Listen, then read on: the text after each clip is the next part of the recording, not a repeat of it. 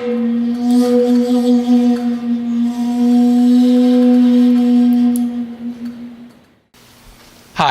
I'm John DeArmond with the Coquille Valley Sword Group.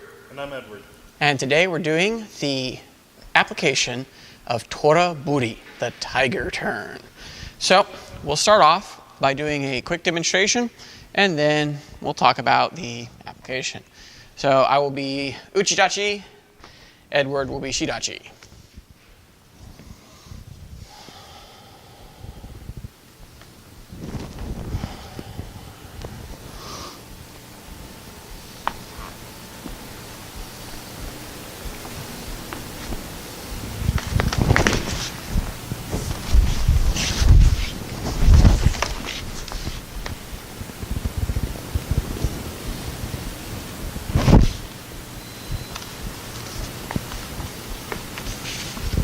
Good.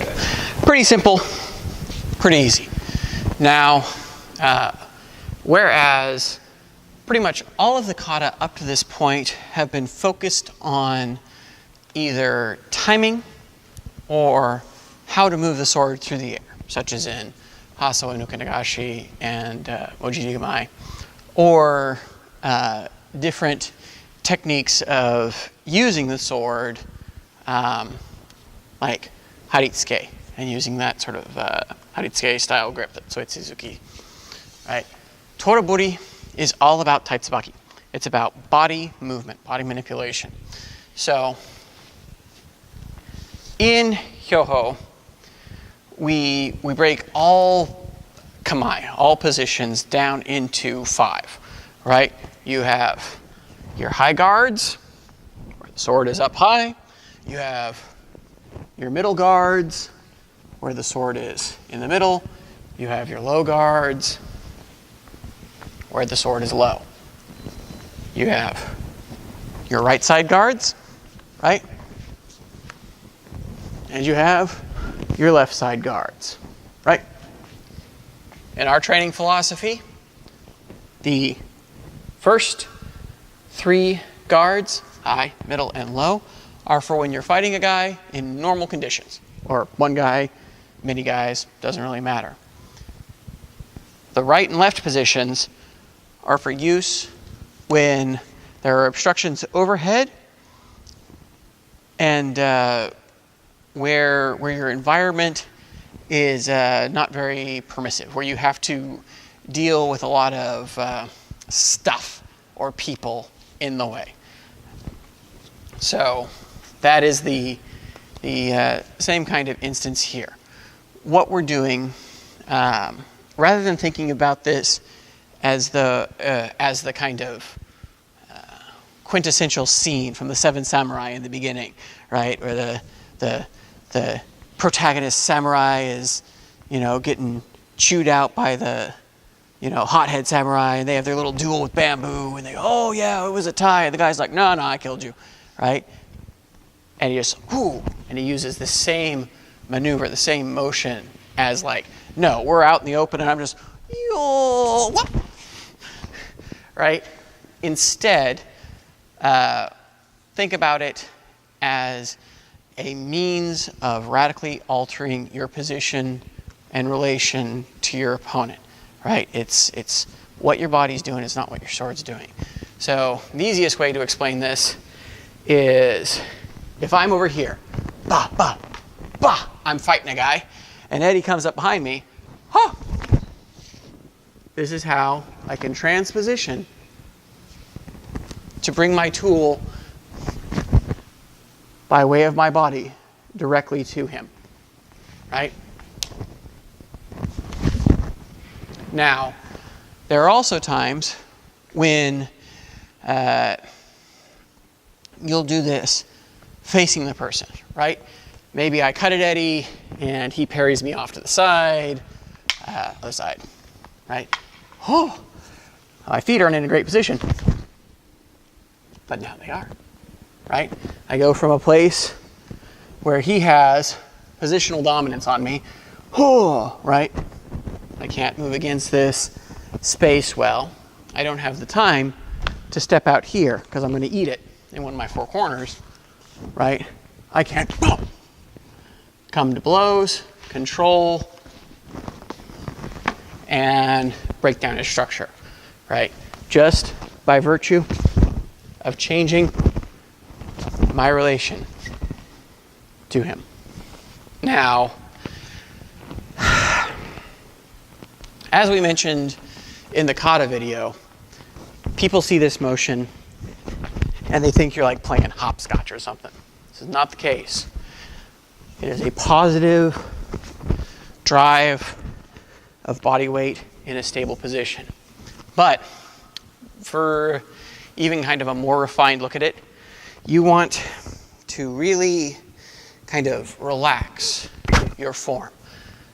People, when they are working with this, will often like drive, and they like really let the other guy know what's going to happen, rather than keeping their body under control, right? Whenever possible, we don't want to give techie a lot of information, right? We don't want to say, hey, look, want to see my cool ninja move? Ninja move coming up, ah! Right? Because, you know, well, it's all fun and good inside the dojo to play around and experiment. When you're working in the fight, like, it's just like, oh, shit, you just don't have time, bam, to be dealing with his counterattacks, right? And if I make some big dumb swing, that he has plenty of time to observe, gauge, and kind of decide what to do, of course he's going to do some work because he doesn't want to die. Make sense? It's pretty simple. Yeah.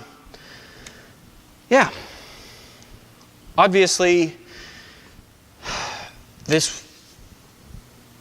since the work is more about body position than the sword, it's not like Ukanagashi where it's like, oh, and you can cut them here, and you can cut him here, and you can parry here, and you cut here, right?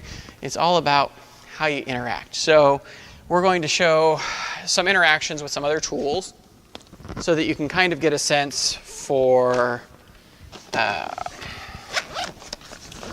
the utility of this quality of motion. So Eddie here is going to hold like an ice pick, Gakuchi, right? And he's just going to try and like plant it in me. Pop! Right? I've come close, boom. But we're in a very equivalent position. Because of our structures, we can both apply force in kind of the same route and the same way. If I start to take it off the side, he can step in and clear. If he lets me do the same, then he's going to be in the same position. If I go to step and he steps at the same time, then again, we end up in that same form of equivocal position. Now, if our skill is equal and we're in this position, he will likely win because he has the force multiplier and I don't. So, what I need to do is change my relation to him without giving him space to change his structure, without giving him the catalyst to move. So this is, I'm not succeeding here by virtue of superior timing. In other words, I'm not fitting in more motion or more direct motion than he is in his turn. It's entirely success by position of relation, right? And this can seem sort of hard to grasp at first, but if you take your time, especially in your free play, and spend lots of sessions going just like as slow as you can manage, you'll find yourself in all these sort of weird positions where you're like, oh, I am totally pooched here. And of course, in the beginning, when somebody feels like they don't have a way out, their natural recourse is to go, ah, right? And just kind of like break all their posture and try and void. But as you become more comfortable with the idea of sometimes you lose, you get in these positions and you're like, oh, ah. And you learn to to change your relation to the person. Because Tora buri is not about koshimi hanmi to koshimi hanmi.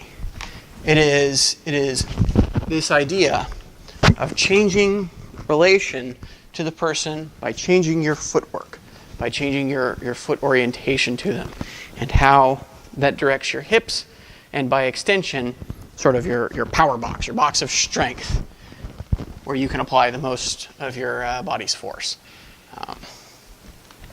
Pretty simple, pretty easy.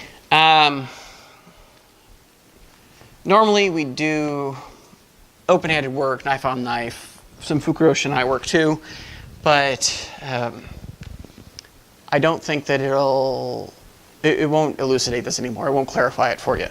The only thing that will is practice, of course. Getting this sense of first finding out when your position is weak. So if I punch at Eddie and he just takes my arm out to the side, whoop, right? This position is very weak, right? He can pin me, he can hold me, he can take me down. He's got the tool anywhere he wants. It's real rough for me. If I can learn even just to escape more intelligently. Without breaking form. Without breaking form, right?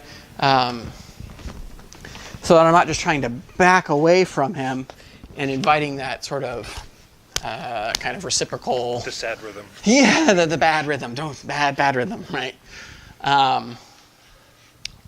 Then I have one more situation where I can prevail. I'm taking an area that I should be weak in and going, yeah, you got there. It wasn't smart. You should have known better. But here's how you can get yourself out of it. Right? It's really pretty simple, really pretty easy. But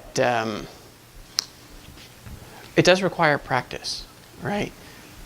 Nobody's good at Tora buri in the beginning, right?